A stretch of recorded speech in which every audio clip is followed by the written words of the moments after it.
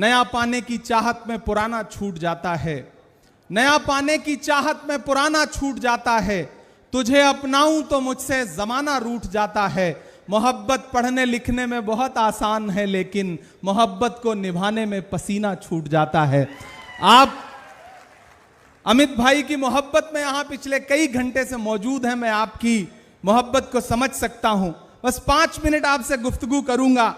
यहां पर मौजूद दिलीप राव देशमुख साहब, श्रीमती वैशाली ताई विलासराव देशमुख जी, खासदार शिवाजी कालगे साहब, उल्लास दादा पवार साहब, कुणाल चौधरी जी, और अभी अभी भारतीय जनता पार्टी छोड़ करके कांग्रेस पार्टी में शामिल हुए सुधाकर श्रृंगारे जी। मैं चाहता हूं एक बार जोरदार ताली उनके लिए बजाएं। वो भाषण दे रहे थे, मराठी में बोल रहे थे, मुझे समझ कम आ रहा था, लेकिन वो जो खुलासा कर रहे थे उससे मुझे यह समझ आया कि अमित देशमुख साहब ने जो नीति राजनीति चली उसने भाजपा को चारों खाने चित कर दिया। और लातूर में खड़ा होकर के एक बहुत बड़ी बात कहता हूं लातूर वालों, अगर भाजपा को यह अहंकार है कि उसके पास अमित शाह हैं, तो कांग्रेस को यह अहंकार है कि उसके पास अमित देशमुख हैं। 2 अमित हैं, एक अमित शाह है, लेकिन हमारे पास जो चाणक्य है, उस चाणक्य की राजनीति ने, उस चाणक्य की कूटनीति ने लोकसभा चुनाव में पूरे मराठवाड़ा में जो परिणाम दिया है, उसके लिए मैं पूरे कांग्रेस पार्टी की तरफ से अमित देशमुख साहब को और धीरज देशमुख साहब को बधाई देता हूं, उनका धन्यवाद अदा करता हूं। लातूर वालों, पहली बार आपसे किसी राजनीतिक मंच पे बातचीत करने के लिए खड़ा हूं, लेकिन उससे पहले मैं देशमुख परिवार का शुक्रिया अदा करना चाहता हूं। मैं राज्यसभा में महाराष्ट्र का प्रतिनिधित्व करता हूं। यह मेरा सौभाग्य है कि कांग्रेस पार्टी ने मुझे पार्लियामेंट में उच्च सदन में भेजने का निर्णय लिया, तो मुझे महाराष्ट्र का प्रतिनिधित्व करने का सौभाग्य प्राप्त हुआ। तो मैं आज यहां यह धन्यवाद अदा करने आया हूं अमित भाई का और धीरज भाई का, कि अगर मैं देश की सबसे बड़ी पंचायत में राज्यसभा में बैठता हूं तो लातूर के इन 2 मतों की वजह से बैठता हूं।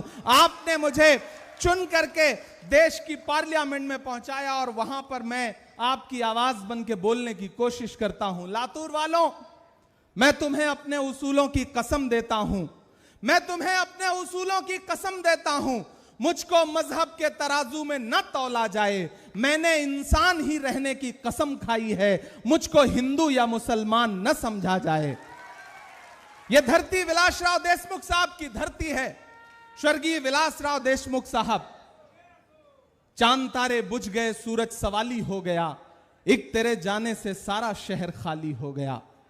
राजनीति के तमाम जो उच्चतम मानदंड हो सकते हैं, राजनीति में रह के किस तरह जनता की सेवा की जा सकती है और राजनीति में रह करके किस तरह ताकत के साथ सम्मान कमाया जा सकता है, अगर इस देश में किसी एक नेता के हिस्से में इतने सारे अवार्ड और इतने सारे सम्मान आते हैं, तो उस नेता का नाम स्वर्गीय विलासराव देशमुख है। हम यहां लातूर में खड़े होकर के उन्हें श्रद्धांजलि अर्पित करते हैं, उन्हें खिराज अकीदत पेश करते हैं।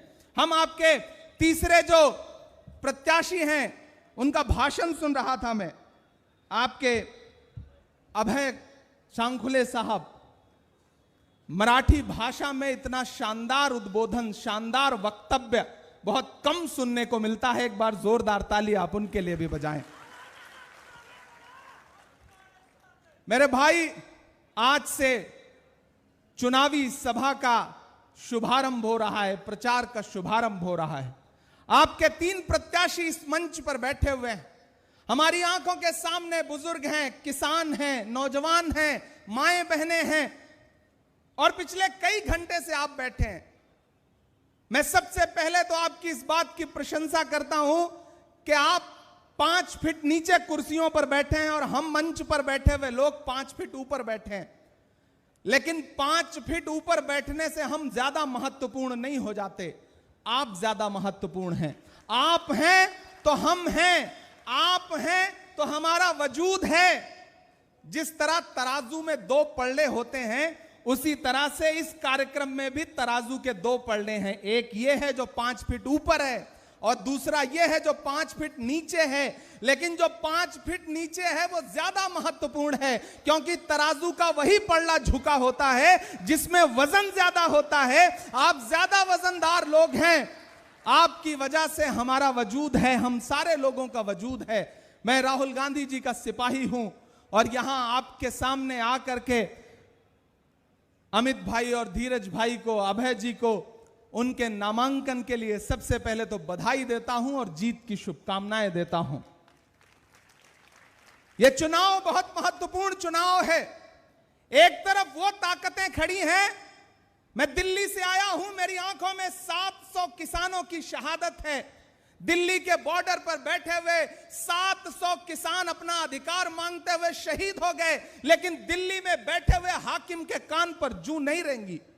कीमत तो बहुत बढ़ गई शहरों में धान की, लेकिन विदा न हो सकी बेटी किसान की। मौका मिला तो लोगों ने कुर्सी के वास्ते तस्वीर ही बिगाड़ दी हिंदुस्तान की। यह लातूर है, यहां सोयाबीन के किसान बैठे हुए हैं, वो अपना अधिकार मांग रहे हैं। सोयाबीन का दाम एमएसपी के भी नीचे चला गया है और ये किसान कहते हैं कि हमें हमारा अधिकार दीजिए। जब यहां मौजूद सरकार से आप अपना अधिकार मांगते हैं तो कहते हैं कि दिल्ली से मांगिए, दिल्ली वालों के सामने मांगिए तो वो टालमटोल करते हैं। यह सरकार न किसानों की है, न नौजवानों की है, न महिलाओं की है, न बुजुर्गों की है। इस सरकार में जो भ्रष्टाचार महाराष्ट्र ने देखा है, शायद अतीत में महाराष्ट्र ने कभी इतना भ्रष्टाचार नहीं देखा होगा। याद करिए वो दिन कि जब कोरोना के दौरान एक चलती हुई सरकार को किस तरह से लूट करके, तोड़ करके एक नई सरकार गठित की गई। यहां कैसे कैसे नारे उछाले गए, 50 खोखे, पता नहीं क्या क्या, मैं उसका जिक्र नहीं करूंगा, आप सब जानते हैं उसको। सब कुछ किया गया इस महाराष्ट्र में। क्यों? जानते हैं क्यों? क्योंकि दिल्ली में बैठा हुआ राजा यह चाहता है कि महाराष्ट्र उसके रिमोट कंट्रोल से चले, लेकिन वो यह भूल जाता है कि यह महाराष्ट्र है, यह वीर शिवाजी महाराज की धरती है, यह बाबा साहब अंबेडकर की धरती है। इस महाराष्ट्र को महाराष्ट्र के लोग चलाएंगे। दिल्ली में बैठा हुआ कोई हाकिम किसी रिमोट कंट्रोल से नहीं चला सकता है। महाराष्ट्र आंदोलन की भूमि है। महाराष्ट्र न जाने कितनी ऐसी आंधियों को झेल चुका है, बारंबार झेल चुका है। मेरे भाई, मैं आपके सामने ज्यादा समय नहीं लूंगा, अभी कई वक्ताओं को आपको सुनना है। मैं बड़ा आपसे यह कहने आया हूं कि अमित भाई और धीरज भाई और अभय जी, तीनों को लेकर के कांग्रेस पार्टी ने अपना नुमाइंदा बना करके आपके बीच में भेजा है। और सिर्फ कांग्रेस पार्टी ने नहीं, बल्कि महाविकास आघाड़ी ने अपना नुमाइंदा बना के भेजा है। यहां शिवसेना, उद्धव साहब ठाकरे के गुट के तमाम साथी बैठे हैं, एनसीपी के तमाम साथी बैठे हैं, शरद पवार साहब के लोग यहां बैठे हैं। हम सबका स्वागत करते हैं। यहां हमारे कॉमरेड बैठे हैं, हम उनका भी स्वागत करते हैं। एक चीज ध्यान में रख लीजिए, यह भाजपा की जो सरकार है न किसानों की है न नौजवानों की है। याद करिए इनके जितने नारे, इनका पहला नारा याद करिए, बेटी बचाओ बेटी पढ़ाओ। याद है वो नारा? उस नारे की सच्चाई ये है, मैं दिल्ली में रहता हूं, उसी दिल्ली में जंतर मंतर पर हमारी आंखों ने देखा है कि किस तरह इस देश के लिए ओलंपिक पदक लाने वाली बेटियों को जंतर मंतर पर घसीटा है दिल्ली की पुलिस ने। क्यों? क्योंकि वो अपना अधिकार मांग रही थी। आप कैसे भूल सकते हैं पुणे का वो गैंग रेप? ना यहां बेटियां सुरक्षित हैं, ना बच्चियां सुरक्षित हैं, ना महिलाएं सुरक्षित हैं। ऐसे में इस सरकार को उखाड़ फेंकने का वक्त आ गया है। यह चुनाव इस बात का चुनाव है कि इस महाराष्ट्र की धरती पर एक ऐसी नई सरकार का गठन होगा जो इस राज्य के किसानों के लिए काम करेगी। यहां मेरी आंखों के सामने नई नस्लें खड़ी हैं। याद करिए प्रधानमंत्री जी का वादा, 2 करोड़ नौकरियां देने का वादा। याद है वो नौकरियां देने का वादा? क्या हुआ? आज तक किसी भी जनसभा में जाओ, कोई भी एक नौजवान उठ के खड़ा नहीं हो सकता जो ये कहता हो कि हमें इस सरकार ने नौकरी दिया है। लेकिन आप जब इनके वादे याद दिलाओ तो कहते हैं कि बताओ कांग्रेस वालों, तुमने 70 साल में किया क्या है, बनाया क्या है। एक दिन प्रधानमंत्री जी पार्लियामेंट में खड़े होकर के भाषण दे रहे थे, बताओ कांग्रेस वालों 70 साल में क्या बनाया है। मुझे लगा कि मैं खड़ा होकर के जवाब देना शुरू करूं। जैसे ही मैं खड़ा हुआ, सामने खरगे साहब बैठे थे। खरगे साहब ने कहा, इमरान मत बताओ, जो बताओगे ये उसको भी बेच देंगे, इनका काम सिर्फ बेचने का है, मत बताओ। ये भाजपा के लोग कहते हैं कांग्रेस वालों 70 साल में क्या किया है, 70 साल का हिसाब दो। मैं लातूर में खड़ा होकर कह रहा हूं, अरे भाजपा के लोगों, जो सरकार अपना चलाया हुआ 2000 का नोट 7 साल नहीं चला सकी, वो हमसे 70 साल का हिसाब मांगती है। ये झूठे लोग हैं, इनके झांसे में मत आइएगा। इन्हें सिर्फ नफरत आती है, इन्हें सिर्फ भ्रष्टाचार आता है, इन्हें सिर्फ धोखा देना आता है, इन्हें सिर्फ बांटना आता है, इन्हें सिर्फ लड़ाना आता है। लेकिन आपको यह मान के चलना है कि चिरागों के सफर में दबदबा हो आंधियों का, तो फिर अंजाम जुल्मत के सिवा कुछ भी नहीं होगा। यह दुनिया नफरतों के आखिरी स्टेज पर है, इलाज इसका मोहब्बत के सिवा कुछ भी नहीं होगा। वो मोहब्बत जिसका पैगाम लेकर के राहुल गांधी कन्याकुमारी से कश्मीर तक 4000 किलोमीटर पैदल चले। अमित भाई हो, धीरज भाई हो, हम सारे लोग चले हैं उनके साथ। हमने देखे हैं उनके पांव के छाले। यहां मीडिया के लोग मौजूद हैं। जब राहुल जी भारत जोड़ो यात्रा में, भारत जोड़ो न्याय यात्रा में चलते थे, तो लोग मुझसे कहते थे, इमरान साहब आप सियासतदान बाद में हैं, शायर पहले हैं, आप क्या कहते हैं राहुल गांधी को चलता हुआ देख करके। तब मैं कह देता था कि जो हर जालिम से टकराए वो आंधी बनाऊंगा, जो हर जालिम से टकराएगी वो आंधी बनाऊंगा। नए अंग्रेज आए हैं, नया गांधी बनाऊंगा। वो नया गांधी जो लगातार इस देश में प्यार की, मोहब्बत की, प्रेम की, अपनेपन की बात करता है, जो विजन की बात करता है, जो मुद्दों की बात करता है, हम उसके लिए आपके सामने आए हैं। और उन्हीं राहुल गांधी ने अपना नुमाइंदा बना के भेजा है। मैं अमित भाई को बैठ करके बहुत देर देख रहा था, उन्हें सुन रहा था, और कई बार मुझे ऐसा लगता था कि मैं अपनी आंखें बंद कर लूं, पलकें बंद कर लूं, तो यह फर्क खत्म हो जाएगा कि अमित देशमुख साहब बैठे हैं या स्वर्गीय विलासराव देशमुख साहब बैठे हैं। लातूर वालों, इस परिवार से आपका एक जज्बाती रिश्ता है और मेरा भी एक जज्बाती रिश्ता है, क्योंकि मैं जब यहां राज्यसभा का चुनाव लड़ने के लिए आया तो दोनों भाइयों ने आगे बढ़ के मुझे गले से लगा के कहा था कि इमरान तुम हमारे भाई की तरह हो, तुम यहां से चुन के जाओगे, जाकर के देश की राज्यसभा में खड़े होना और महाराष्ट्र के मुद्दों पर बात करना। मैं आपको आश्वस्त करता हूं, आपको यकीन दिलाता हूं, आप मेरे पार्लियामेंट के भाषण उठा के देख सकते हैं। मैं पैदा भले महाराष्ट्र में नहीं हुआ हूं, लेकिन जब देश की पार्लियामेंट में खड़ा होकर के महाराष्ट्र के मुद्दों पर बात करता हूं तो मुझे ऐसा लगता है कि जैसे मैं महाराष्ट्र के कण कण से बना हूं, मेरा वजूद ही इसी महाराष्ट्र से बना हुआ है। मैं डरा नहीं, मैं झुका नहीं, कहीं छुप छुपा के खड़ा नहीं।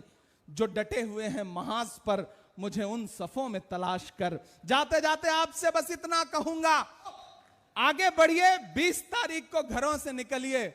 और ये भाजपा के लोग जिन्हें लगता है कि वो साजिशें करके कुछ कर लेंगे, मैं यहां खड़ा होकर कह रहा हूं कि मैं आपका खासदार हूं।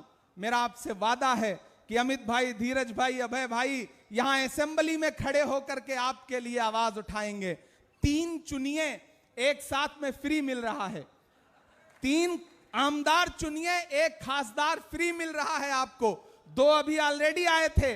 कालगे साहब ने बहुत अच्छा बोला, माजी भी यहां पे बैठे हुए हैं, सुधाकर जी। तो कुल मिलाकर के ये जो संगम हो रहा है राजनीतिक लोगों का, इसे और बड़ा बनाइए। यहां से जो सदाएं उठेंगी वो पूरे महाराष्ट्र की हवा का रुख तय करेंगी। जिन्हें यह लगता है कि वो यहां साजिश करेंगे और थोड़ा बहुत बंटवारा कर लेंगे, मैं शायर भी हूं। मैं अंत में 4 पंक्तियां सुना के जाऊंगा, क्योंकि हमें अमित भाई को सुनना है, हमें दिलीप साहब को सुनना है, हमें बाकी मेहमानों को सुनना है। मैं तो यहां लातूर में खड़ा होकर शंखनाद करते हुए ये कह के जा रहा हूं कि दायरे में सिमट के आएगा, दायरे में सिमट के आएगा। धीरज भाई इधर आइए, आप अमित भाई इधर आइए। पता नहीं क्यों मेरा मन कर रहा है आप मेरे पास खड़े हो तब मैं ये पंक्तियां पढ़ूं। अबे भाई आप भी आइए, ऐसे काम नहीं चलेगा, अधूरा अधूरा सा रह जाएगा। कि दायरे में सिमट के आएगा, हर रवायत से हट के आएगा, आंधियों को जरा खबर कर दो, यहां से वहां तक अगली पंक्ति पे एक एक हाथ हवा में उठना चाहिए कि आंधियों को जरा खबर कर दो, शेर वापस पलट के आएगा, शेर वापस पलट के आएगा। हमारे इन तीनों भाइयों को जिताइए। मैं इन तीनों से उम्र में छोटा हूं, एकदम छोटे भाई की तरह आपके लिए जब चाहेंगे जैसे चाहेंगे हाजिर रहूंगा, यह मेरा आपसे वादा है। बहुत बहुत धन्यवाद आप सारे लोगों का। पुनः आपसे मिलने के लिए आऊंगा। बहुत शुक्रिया। धन्यवाद साहेब।